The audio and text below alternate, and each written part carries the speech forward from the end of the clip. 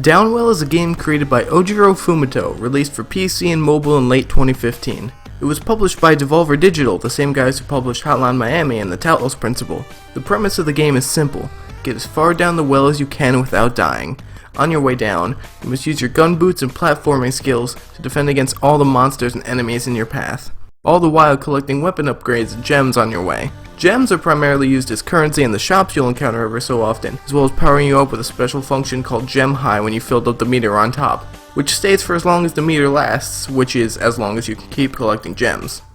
Aesthetically speaking, Downwell has a very simplistic design. It uses nice pixel art that mostly consists of 2 or 3 colors that denote where you can or can't stand.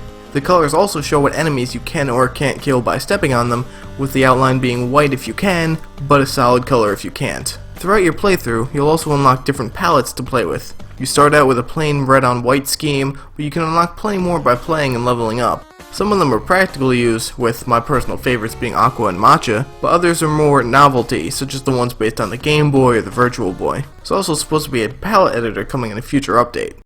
The heart of the game comes in its simple to understand yet skillful gameplay. The controls are as little as moving left and right, with only one button being used for all your other actions. Through this simple premise and control scheme, it's easy to get lost for hours at a time with the simple yet addictive gameplay of Downwell. The action button is used for 2 functions, jumping and shooting. If you jump toward a wall, you can also perform a wall jump by jumping away from it, which is very useful for getting away from enemies if you get caught in a tricky situation. Once you're in the air, you can shoot your gun downward to kill enemies or destroy certain blocks in your path. Some enemies, however, such as the turtles, can only be killed by jumping on them, as their shields will deflect any shots fired at them. The real meat of the game comes in the form of its combo system. Killing a number of enemies in succession without touching the ground builds up a chain, and once you land a combo with 8 kills or higher, you'll receive various bonuses, such as more gems, a chunk of HP, or more weapon energy. Utilizing these combos is the key to really progressing yourself in Downwell. Throughout exploring, you'll also find these time voids, which are rooms that can have anything from a shop to a mound of gems to even a weapon module inside. Weapon modules will replace whatever weapon you have currently equipped with a new one, while also either restoring a little bit of HP or adding to your max weapon energy, which you can tell by from the shape of the module. This can result in using a weapon you might not be fond of, in my case the laser, just because you needed the little bit of HP restored. It adds a whole new dynamic to playing, as your playstyle can differ, and will differ, depending on what weapon you currently have equipped. You'll also collect these power-ups called modules at the end of each level you complete, offering a variety of useful skills that stack after each successfully completed level. These power-ups come in different forms, such as Youth, which gives you more upgrades to choose from after each level, or the Members Card, which adds shops at the front of each level and gives you a discount at them. Or there's also more direct upgrades like the Candle, which gives you a longer state of invincibility after taking damage, or the Apple that restores 4 points of health to you. If you manage to fill the meter under your HP counter, you'll also gain another slot of HP. My personal favorite is Gem Powered, which makes it so your ammo count is restored as you collect gems. These additional perks will enhance your playthrough and make it easier to traverse your way further down the well.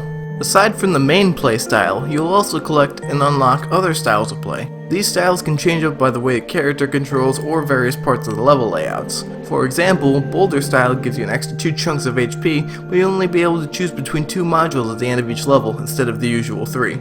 Arm Spin style makes it so you usually only find gun modules, and the shops are very rare.